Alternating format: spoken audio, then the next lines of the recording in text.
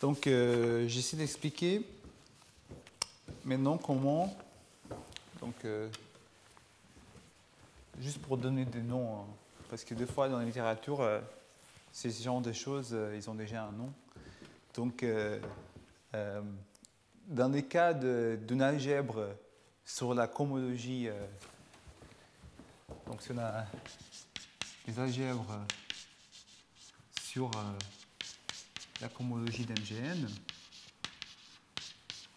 dans la littérature, ça s'appelle une cohomological field theory.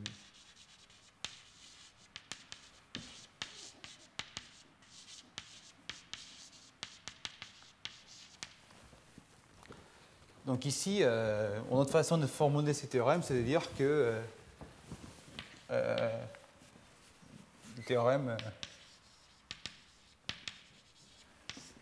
qu'il y en a là, c'est pareil que dire que dx est une, on va dire, categorical field theory.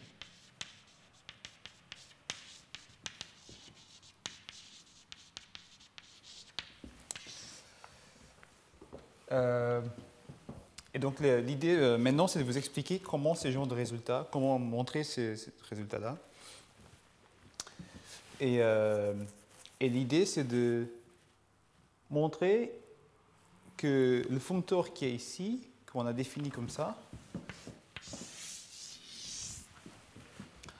en fait, si on regarde bien, l'information du functeur, elle existe déjà au niveau géométrique.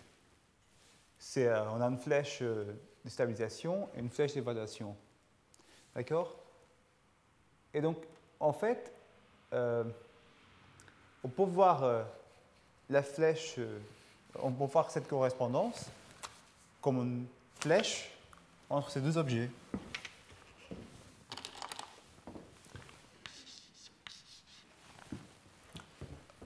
Bon, il faut donner un sens à cette idée.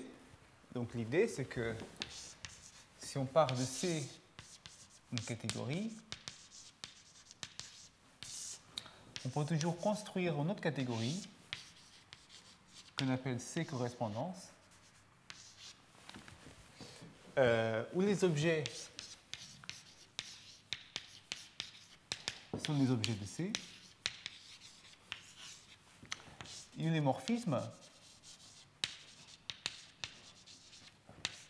sont exactement le diagramme comme ça. Donc les morphismes de X vers Y sont les diagrammes comme ça. Et la composition,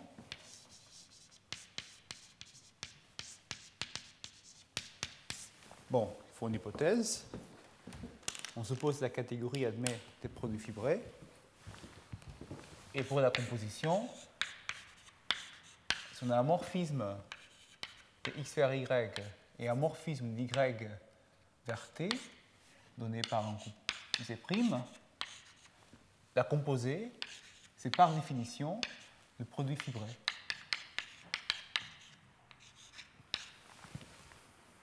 D'accord? Donc, aussi, en fait, de façon naturelle, cette catégorie, elle admet une structure de deux catégories. On a les deux morphismes. Parce que si on a une correspondance donnée par Z et des flèches, et une autre correspondance donnée par Z', les deux morphismes sont des flèches entre Z et Z' qui font commuter le diagramme. Donc on a une structure de deux catégories.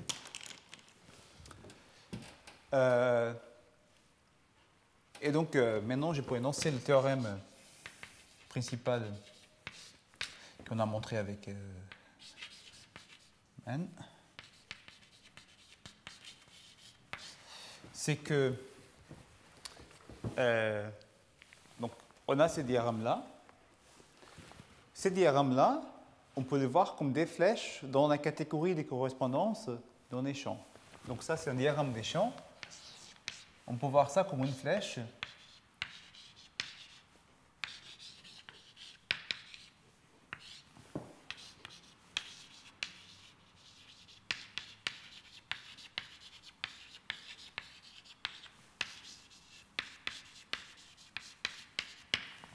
une correspondance dans des champs.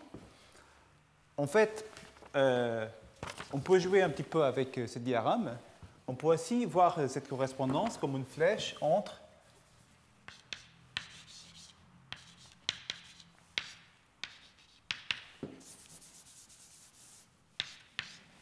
c'est juste que on va, de ce côté-là, on met tous les morphismes d'évaluation sauf le dernier, aussi les morphismes de stabilisation, et de l'autre côté, on considère le dernier morphisme d'évaluation. Donc, la même correspondance donne aussi un morphisme de xn-1 dans xn. Et donc, le théorème avec Étienne, c'est que x, si on prend x une variété projective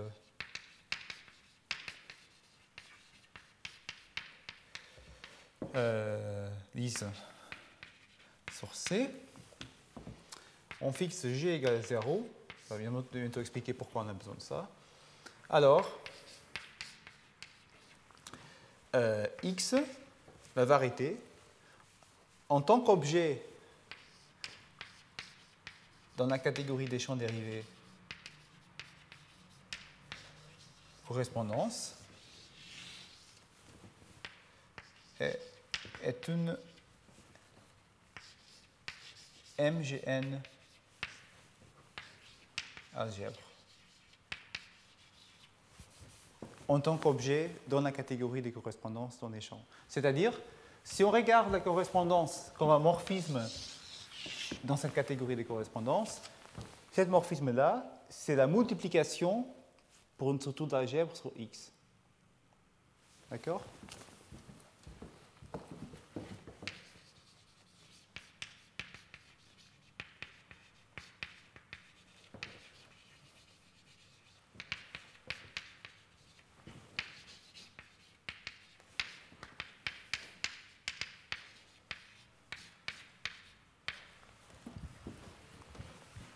Donc c'est ça le résultat.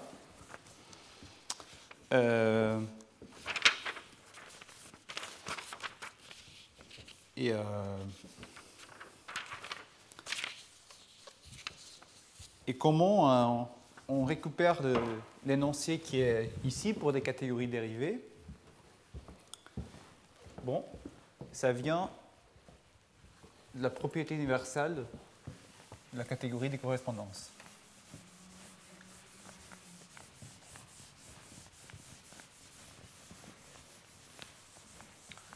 Donc, en fait, on est en train de dire que toutes les cohérences qu'on voit au niveau des invariants de Gromov-Witten, elles sont déjà présentes au niveau de ces diagrammes-là.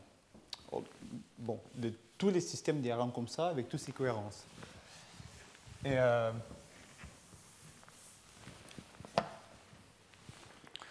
Et donc, on voit bien que si on utilise n'importe quel foncteur qui vérifie certains types de compatibilité, par exemple, soit on prend le foncteur qui a x associé à sa catégorie dérivée, c'est ça qu'on va faire pour récupérer le théorème.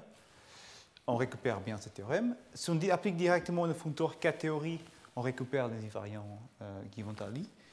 Et si on avait déjà un système de foncteurs de groupe de Shaw qui marche bien au niveau des objets dérivés, des champs dérivés, on peut aussi voir qu'on récupère un formalisme qui est exactement le même genre de formalisme de Kontsevich-Malin dans la cohomologie. La question, c'est que ce formalisme de groupe de Shaw, pour l'instant, on n'a pas au niveau de ces types d'objets. D'accord? Donc ça, c'est une difficulté pour comparer avec le système qu'on connaît de Behrens-Faddecky. Donc une fois qu'on a ce système de groupe de Shaw, un foncteur groupe de Shaw pour des champs dérivés quasi lisses, juste par propriété universelle des correspondances, on obtient un système d'action au niveau des groupes de Shaw. Donc, je vais énoncer la propriété universelle des correspondances.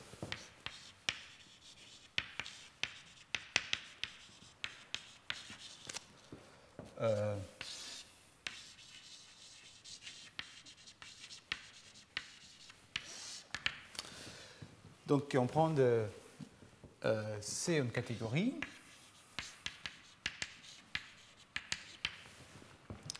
On prend S en deux catégories.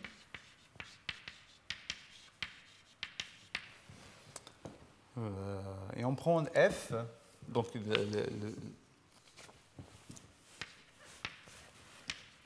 f, un functeur de C-op dans S, qui vérifie les conditions suivantes. D'abord, pour tout morphisme dans C,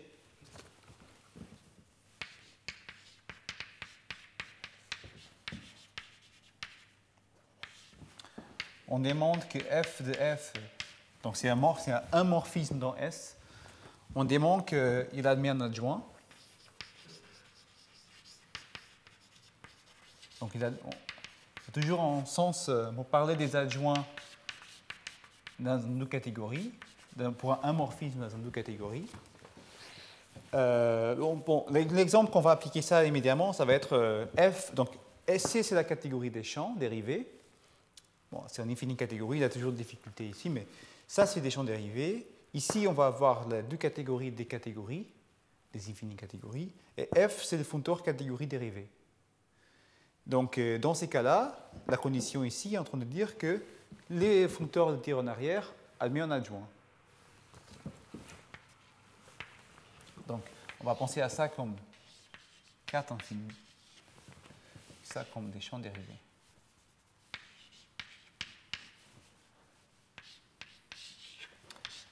Et f, ça va être le functeur d infini par, en fait, d infini quasi cohérent. Donc ici, on est en train de dire que pullback admet un adjoint à droite, pardon. Et on impose aussi, on a besoin d'une condition, c'est que pour chaque carré cartésien dans C, x, y, z, w, p, q, f, g, on demande que le morphisme naturel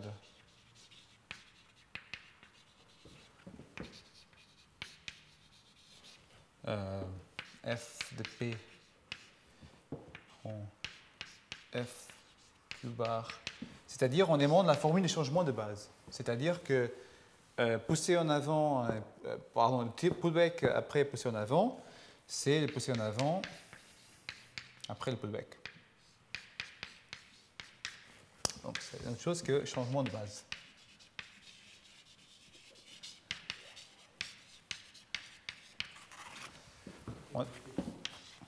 Non, on demande ça pour tous les morphismes. L'application, ça va être tous les morphismes qui sont là, tous les morphismes.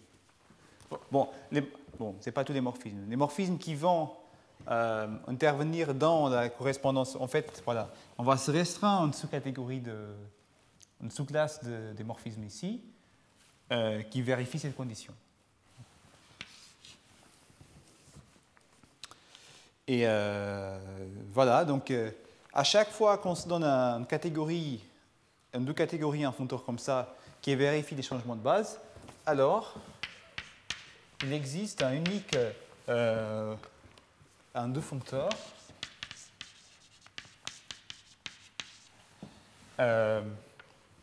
qui factorise S, F par la catégorie de correspondance. Donc on a COP, S, F. On a une inclusion canonique dans les correspondances.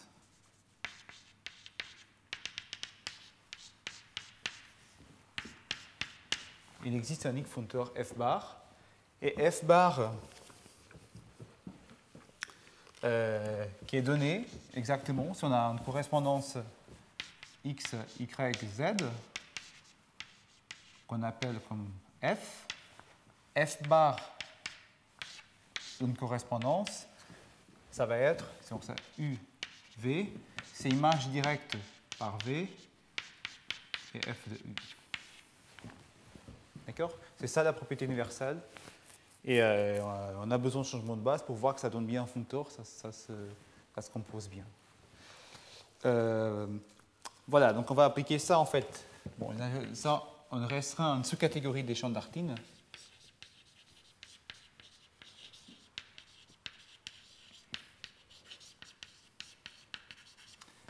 Et c'est là qu'on va avoir des conditions pour des morphismes pour vérifier les changements de base. Est-ce que ce théorème a à voir avec le truc d'horloge? Tu sais qu'il dit que tout foncteur, je sais pas quoi, est donné par un forme unique un cadre algébrique.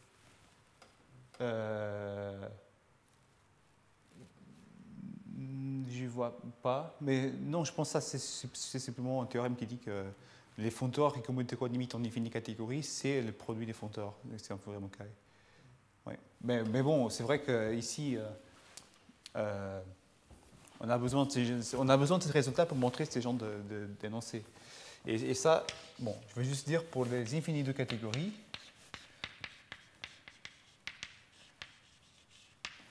ça c'est une infinie de catégorie, ça c'est une infinie de foncteur. Et donc la référence pour ça, c'est les travaux de Guetzcouri et Rosenblum. Le bouquin qu'ils ont écrit, où ils prouvent ces genres de propriétés universelles. Et voilà, donc là je peux énoncer, on revient au théorème. Le théorème dit que X, dans la catégorie des correspondances dans les champs, X est une algèbre sur l'opéra de MGN. Et donc, avec la propriété universelle, on montre que la catégorie dérivée est une algèbre sur la catégorie dérivée de MGN. Parce que le foncteur qu'on obtient, en fait, c'est ça qu'il faut dire, ça c'est, au sens restreint à la bonne catégorie des champs, ça c'est monodal, l'axe. Donc la surtout algèbre se transfère vers la surtout algèbre sur la catégorie dérivée. Donc, je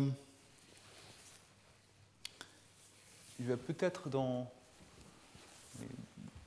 les meilleures 20 minutes qui me restent, essayer d'abord d'expliquer,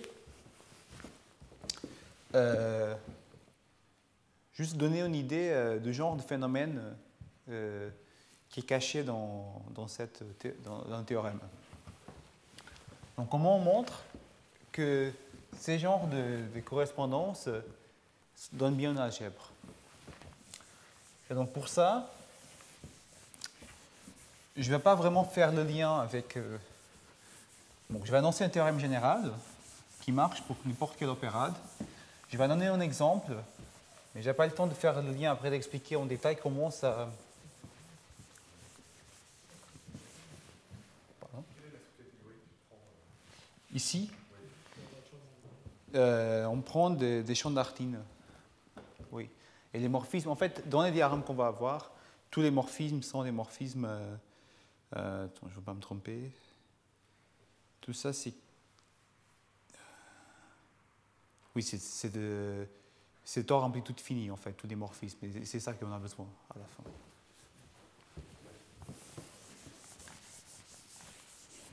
Bon, en fait, ils vont être... je ne veux pas me tromper, je ne me rappelle plus, mais je pense que tous les morphismes qu'on obtient sont propres. Donc, pour les morphismes propres... mais, voilà, donc très vite, je vais essayer d'expliquer d'abord quel genre de machine est derrière ces genres de théorèmes. Donc, en fait, pour montrer le théorème, donc l'idée,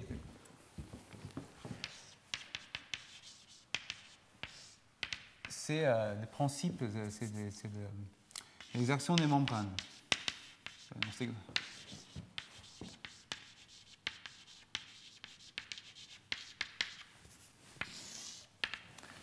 Donc, je vais essayer d'expliquer de façon très vite comment ça marche. Donc, je vais juste dire que cette action s'était découverte par Bertrand Torren. Donc, je vais expliquer un exemple où on ne va pas prendre l'opérade des courbes, on va prendre plutôt une opérade topologique, l'opérade des petits disques.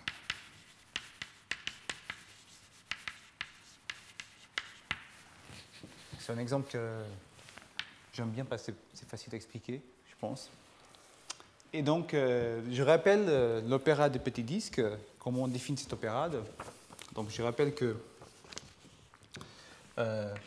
donc, si on a une opérade, pour dire qu'est-ce que c'est cette opérade, il faut dire quelles sont les opérations niveau n. Et donc là, pour les opérations de niveau n, on considère toutes les configurations. Donc, on a un disque et on considère toutes les configurations de petits disques, de n petits disques, dans le disque plus grand. Bon, il y a des détails à faire, mais c'est ça l'idée. Et après, comment on compose? Donc, il faut donner des opérations de composition. Donc, je vais juste dire composition.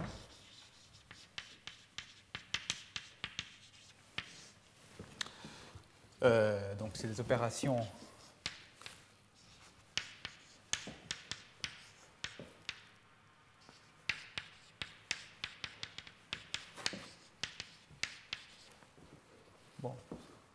M, c'est pas K.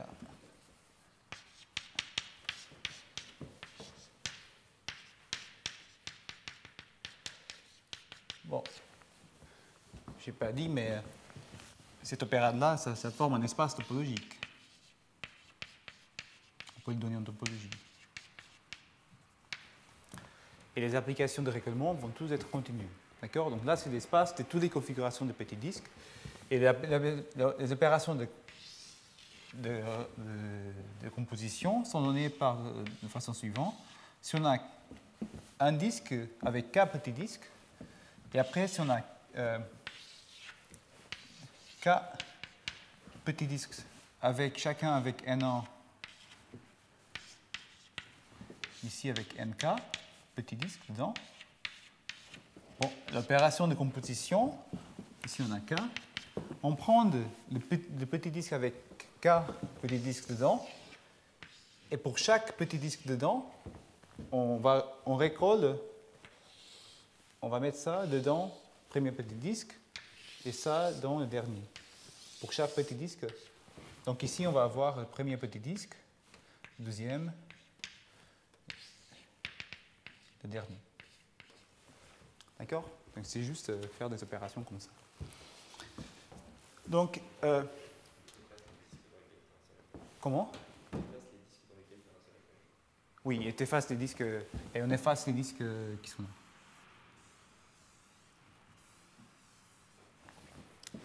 Voilà. Donc, l'espace d'opération binaire, E2, on peut montrer que. Donc, ça correspond à quoi? Ça correspond à fixer un disque, et après, pour le deuxième disque, on n'a qu'un choix qui, à homotopie près, c'est équivalent à un cercle, parce qu'on a éliminé un point dedans.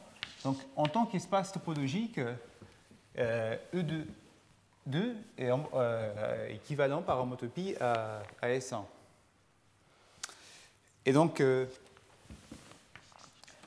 genre de phénomène qu'on va voir dans ce théorème, c'est un phénomène qu'on peut déjà voir au niveau de l'opérade 2, qui dit que l'espace d'opération binaire d'une opérade, dans ces cas le disque, ici le disque, met toujours une structure d'algèbre sur l'opérade lui-même dans une catégorie de correspondance, dans ces cas-là, de co-correspondance. Il y a une procédure de dualité qui intervient. Donc le théorème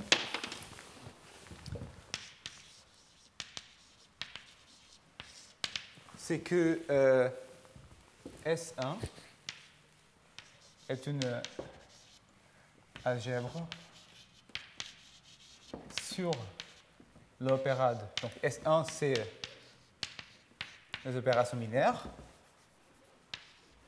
est une algèbre sur l'opérade dans la catégorie, bon, là, une infinie catégorie, des correspondances, attention ici, les co-correspondances dans les espaces.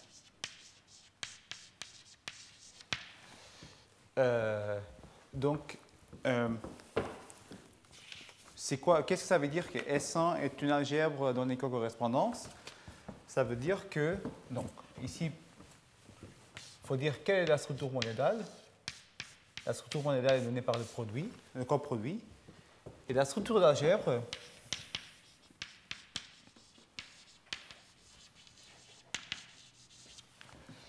elle est donnée par des multiples. Donc il faut donner l'opération des multiplications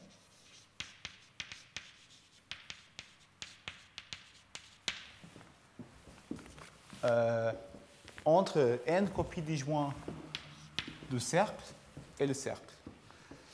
Il faut donner pour chaque une multiplication différente pour chaque sigma, c'est-à-dire un petit disque d'un E de n. Donc, par définition, en action d'opérade, c'est pour chaque élément de En, il faut donner une opération qui a n entrées associée à un résultat. Donc, ça va être une co-correspondance. Donc, il faut construire. Donc, une correspondance, c'est quelque chose qui s'envoie vers S1.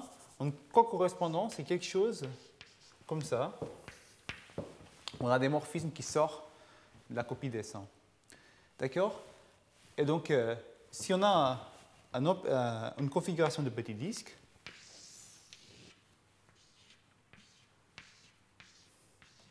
il faut dire comment chaque configuration de n disques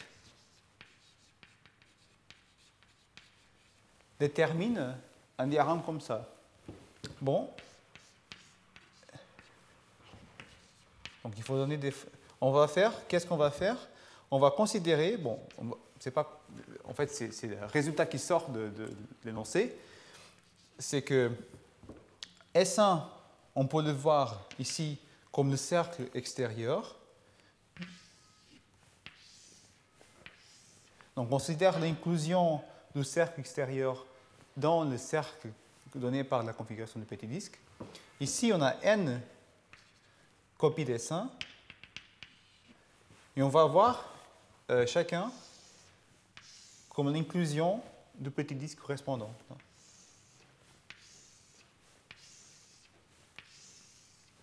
Bon, on efface ça. Et les flèches sont les flèches d'inclusion. Et le petit disque qui est là, en fait, l'espace ici, chaque espace ici, on peut toujours l'avoir comme une copie de S1 indexée par n, en fait, un wedge de S1. Et donc, en fait, l'action donnée par le théorème, c'est juste à moitié près le pantalon, où ici, on a n copies de S1, et après, on a la sortie, c'est le S1 extérieur. D'accord? Et en fait, ces genres de résultats, ça marche toujours pour n'importe quelle opérade qui vérifie une certaine condition qu'on appelle une condition de cohérence. C'est une terminologie de Jacob-Loury. Donc, l'énoncé, c'est que à chaque fois qu'on a un opérade cohérent,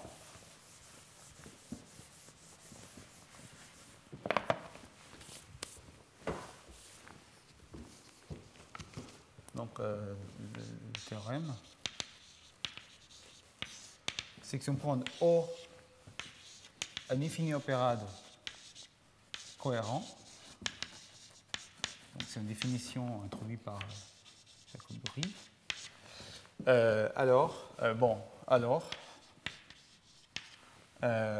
O de 2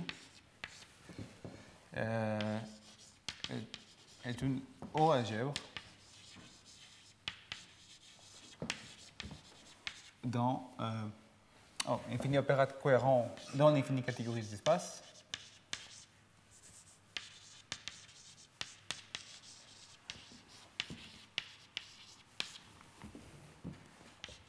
On va noter S dans S en correspondance par rapport à l'unité du choix. D'accord? Et voilà. Dans les cas où l'opérade n'est pas cohérent, bon, si,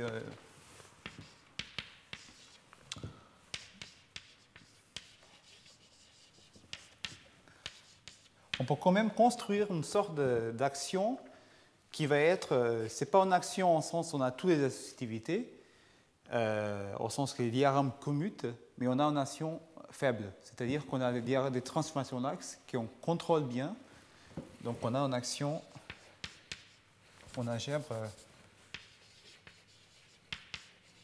l'axe. D'accord? Donc, je n'ai pas vraiment eu le temps d'expliquer la preuve de théorème. Je peux juste dire que la preuve revient essentiellement. Donc, pour les espaces, qu'est-ce qu'il faut faire? Il faut construire. Bon, une idée de preuve très vite. Il faut dire que pour chaque ON, construire un morphisme qui va de map de O de 2 O de 2 dans les co-correspondances, qui est compatible avec toutes les opérations. Et l'idée, c'est qu'en fait, l'opérade O, on peut les voir comme une catégorie. C'est-à-dire, on peut construire une catégorie, c'est le propre associé,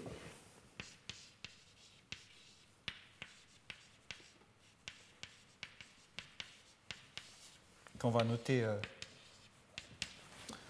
au tenseur. Et donc la construction d'une structure d'algèbre, ça correspond à la donnée d'un morphisme de propre, de ça dans le propre associé à la catégorie au propre associé à la catégorie de co-correspondance dans les espaces. Et mais maintenant, on peut utiliser aussi une propriété des correspondances que je n'ai pas mentionnée. C'est que la propriété universelle que j'ai donnée avant, c'est une propriété à gauche. Et là, mais aussi une propriété universelle à droite. La construction des correspondances admet comme adjoint à droite la construction des morphismes tordus, que je ne veux pas vraiment expliquer. Et donc l'idée, c'est que, en appliquant cette adjonction, ça correspond à construire un morphisme qui va des morphismes tordus dans l'opérade dans la catégorie des espaces. Et après, finalement, construire quelque chose qui va dans la catégorie des espaces par la construction de Grothendieck, ça correspond à construire une fibration sur les morphismes tordus sur O. Et c'est ça qu'on construit. On construit de façon plus ou moins canonique une fibration sur les morphismes tordus. Et voilà. Donc, tout ça pour dire que...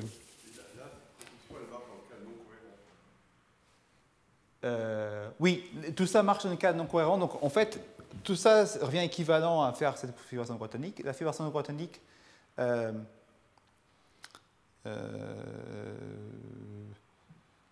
oui, la fibration de Grothendieck, elle marche, et on a bien une fibration de Grothendieck même dans les cas pas cohérents. Mais après, pour revenir ici, parce qu'en fait, ici, on a un produit cartésien. Et le fait qu'un morphisme vers le produit, vers le propre associé au produit cartésien, soit bien un morphisme vers les espaces, on a besoin d'une condition, et c'est exactement là qu'intervient la propriété de cohérent. Sinon, on obtient simplement quelque chose qui va être l'axe. Souvent, les algèbres l'axe sont liées à une propriété d'adjonction qui n'a pas une équivalence. Donc là, la cohérence de O correspond. La cohérence de O correspond à dire que quand on revient, donc on prend, pour les morphismes tordus sur O, on arrive toujours à avoir une fibration. Et il faut montrer que cette fibration donne bien un morphisme après par des adjonctions dans un morphisme de propre dans S co-correspondance avec le produit cocartésien. Et dire que ça correspond à donner un morphisme, que ça c'est équivalent à donner un morphisme comme ça, morphisme tordu, twisted arrows, c'est la notation de Jacob Dory.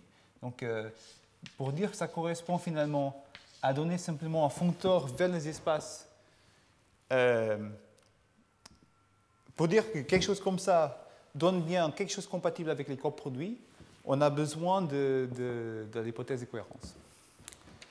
Voilà, donc j'essaie maintenant d'expliquer comment on applique ces genres de résultats aux invariants de Gromov-Witten.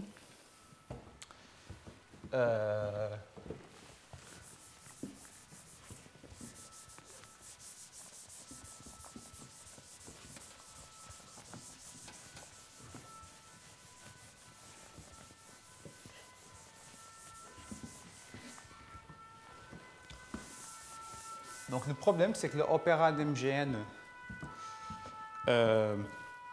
n'est pas cohérent, ne vérifie pas cette condition. Et en fait, la question, c'est que si on applique ça à l'opéra cohérent, à l'opéra des courbes stables, directement, la correspondance qu'on obtient en milieu, ce n'est pas la correspondance qu'on cherche des applications stables. Donc en fait, pour récupérer la correspondance donnée par ça,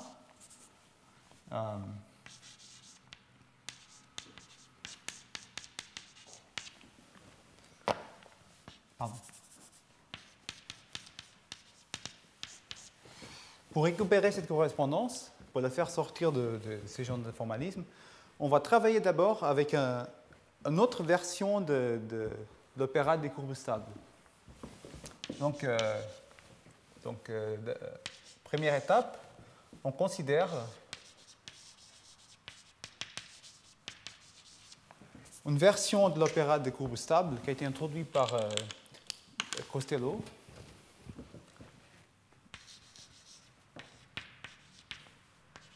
Donc là, je ne vais pas me tromper de toutes les hypothèses qu'on a ajoutées. Donc on considère un espace de module des courbes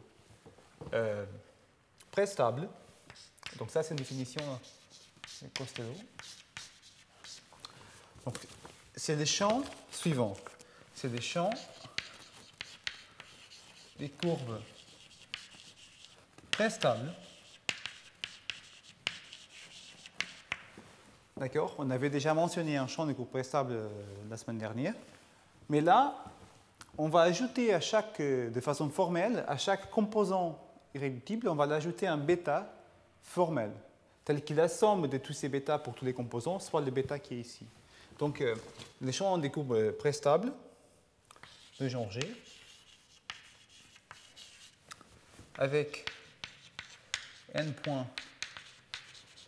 marqués, et avec la donnée d'un index bêta I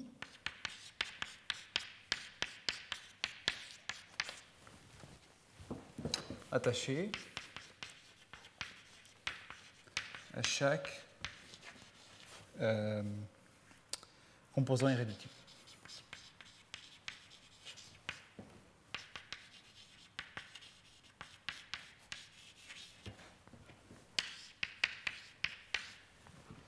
Tel que la somme de tous les bêta I, c'est bêta. C'est-à-dire, si on prend des courbes pré-stables,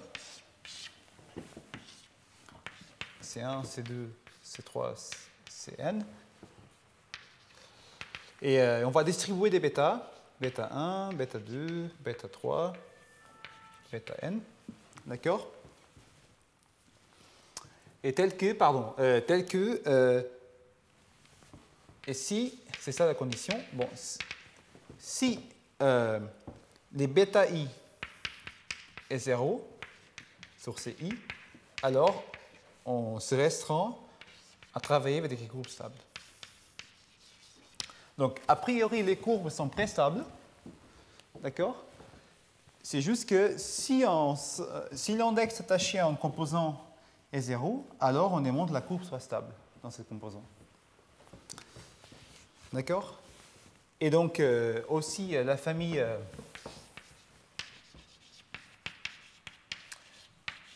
ça forme un opéra de gradué par bêta dans les champs.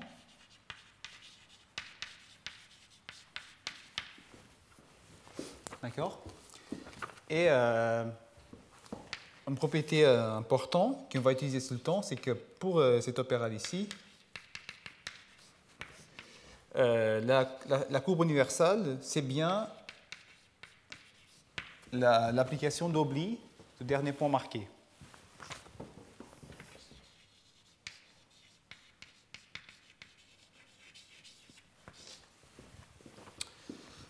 D'accord?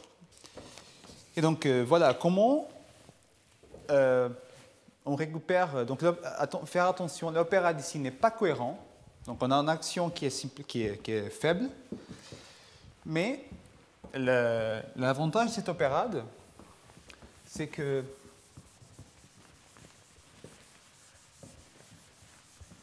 si on travaille avec cette opérade, donc je vais écrire ici qu'est-ce que se passe. Donc le résultat. Donc ça, c'est un opérade dans les champs. Donc en utilisant le même genre de stratégie, on va construire. Donc ça, je vais noter comme ça la famille des opérades. C'est l'opérade. Ça, c'est le propre associé. Donc on arrive à construire un morphisme laxe de M dans les champs dérivés. C'est un morphisme laxe d'opérade.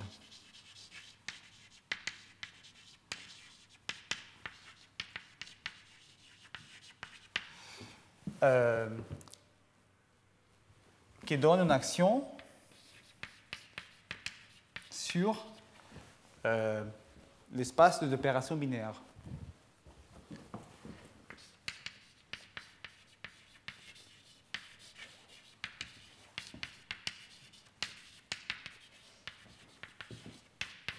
Et l'espace des opérations binaires, c'est juste ça.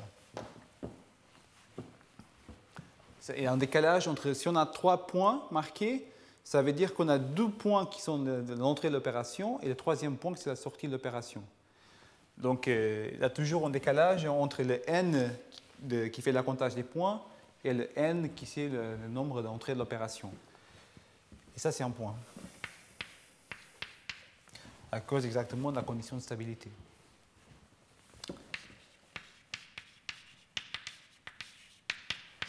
Et donc, l'action qu'on récupère ici, je vais juste l'écrire très très vite. On récupère un diagramme, cette action, la multiplication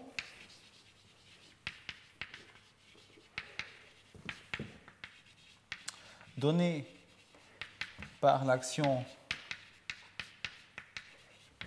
des membranes. Elle est donnée par le diagramme suivant. On a M0, bon, donc ça c'est, on va appeler ça, c'est O2. Donc l'opération va être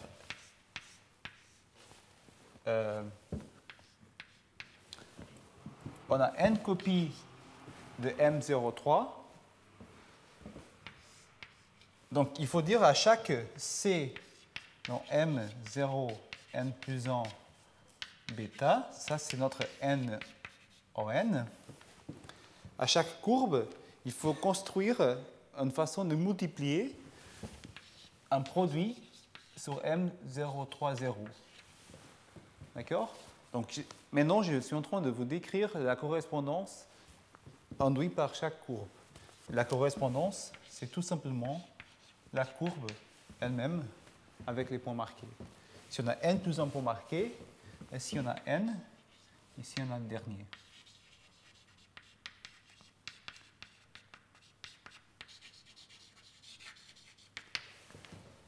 D'accord? Donc, de façon universelle, tout ça, ça vient du diagramme suivant. M03, 0 fois M0n bêta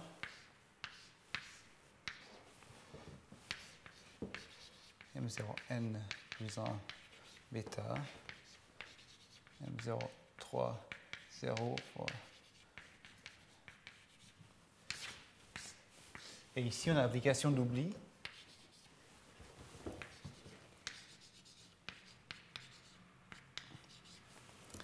Voilà. C'est-à-dire, pour récupérer la multiplication indexée par une courbe, on se donne un morphisme d'un point là-dedans, c'est la courbe, et on tire en arrière le diagramme qui est là, et on récupère ce diagramme qui est ici. D'accord? Donc ça, c'est le diagramme universal qui va indexer la multiplication. Donc c'est la façon comment... C'est la structure d'algèbre donnée par cette théorie des membranes. Et ça donne une action sur le point. Et donc, comment on récupère une action sur X? On prend le foncteur Rmap vers X qui va dans des champs dérivés. Bon, ici, il faut faire attention parce que c'est des co-correspondances. Donc ici, on arrive dans des champs dérivés correspondance. Donc, le diagramme universal qu'on obtient, c'est le diagramme suivant. La structure d'algèbre donnée par le diagramme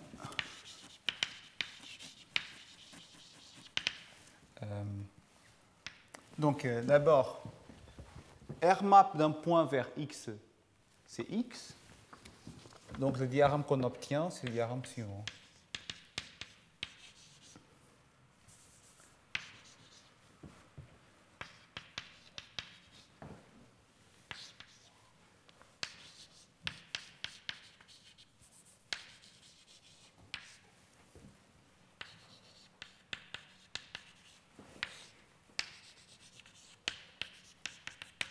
En fait, on prend de Rmap vers X de ce diagramme, on dualise par rapport à X, et on obtient le diagramme donné comme ça.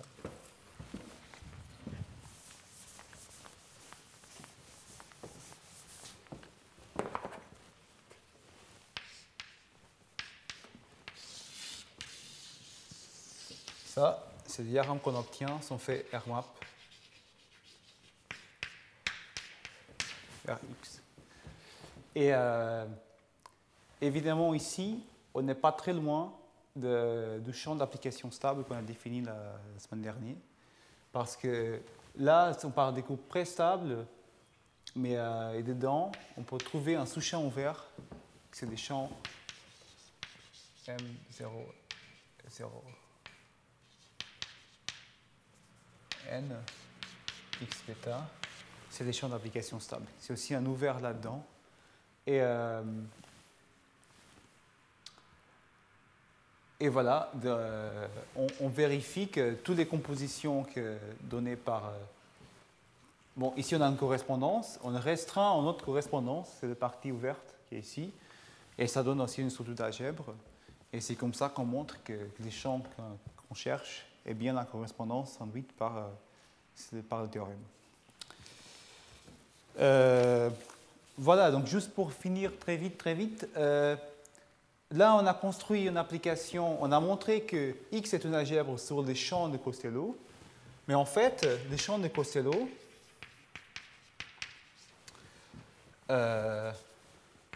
si on prend l'union pour tout bêta,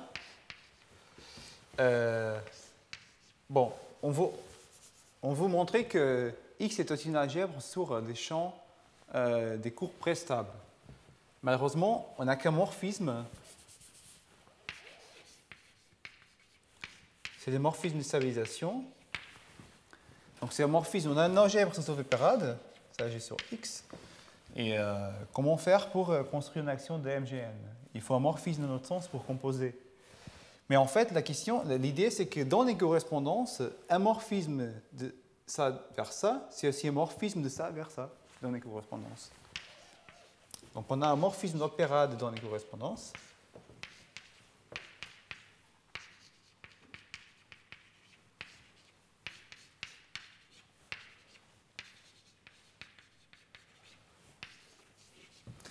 Ce n'est pas vraiment un morphisme d'opérade, c'est un morphisme faible.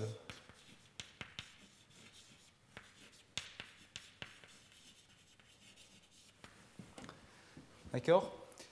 Et donc, on obtient une action de l'opéra de MGN sur X. Et pour finir, juste pour dire pourquoi la structure elle est faible, qu'est-ce qui se passe? C'est qu'en fait, pour montrer, c'est faible dans le sens qu'elle n'est pas associative, elle est associative au sens lax, juste dire que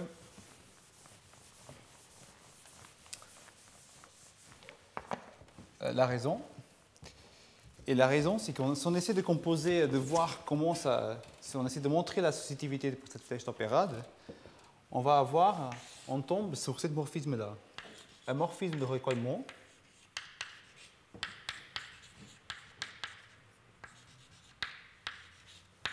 Donc on a une courbe dans les conditions de Costello, deux courbes, on peut les recoller.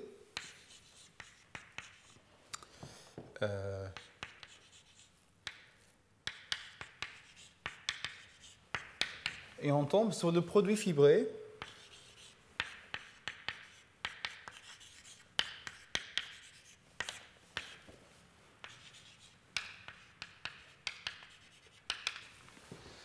donc ici, voilà. Ici on a des familles de courbes qu'on obtient comme ça. On récolte deux composants directement. Mais le produit fibré qui est ici, ça permet d'avoir, parce qu'on stabilise, donc on peut avoir des familles de courbes au milieu et pas un récollement direct. Donc la différence d'associativité, ça vient du fait que d'un côté, on a tous les récollements possibles, et de l'autre côté, on n'a que des récollements directs de deux copies. Voilà, et pour corriger cette associativité laxe, et c'est comme ça qu'on montre tous les axiomes qui Guy von Tardelli. L'idée, c'est de montrer que cette partie-là, pour tout bêta, en fait, on peut construire un diagramme simplicial où ici, on a des intersections doubles.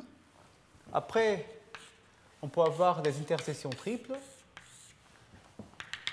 Et ça donne un objet simplicial. Et cet objet simplicial, c'est un hyper-recouvrement de cette partie-là. Et c'est comme ça qu'on montre que le faisceau structural de cette côté, c'est bien la limite du faisceau structural de tout cet théorème simplicial. D'accord? Donc il a un théorème ici, c'est une proposition, un théorème qu'on utilise. Bon, il faut montrer que ça donne bien un hyper-recouvrement au sens H. Ça donne un H hyper-recouvrement. Et après, un théorème, c'est le descend qui est dû à Pregel et Albert Meister.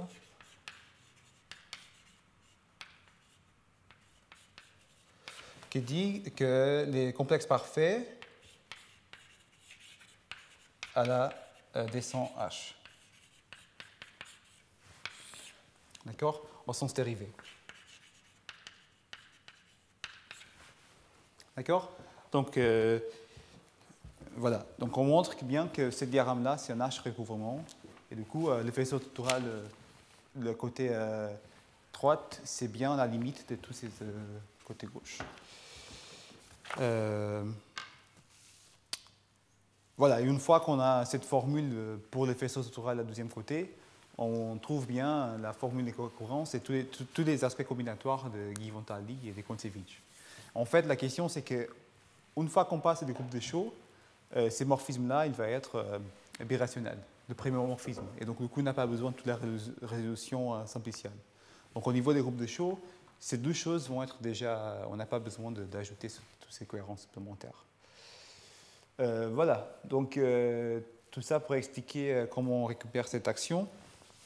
Je n'ai pas eu le temps de faire la comparaison des classes virtuelles